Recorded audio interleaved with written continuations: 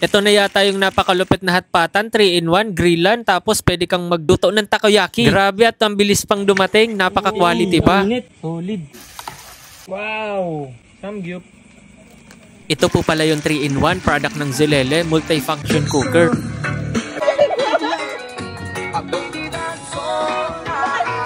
For sure na kapag nakabili ka nito, talagang magbabanding kayo ng buong pamilya. Camping.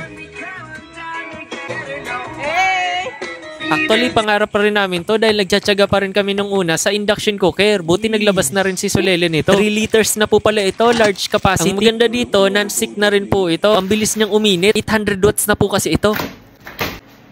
Bagong product ito, mabilis pang dumating, free shipping and cash on delivery.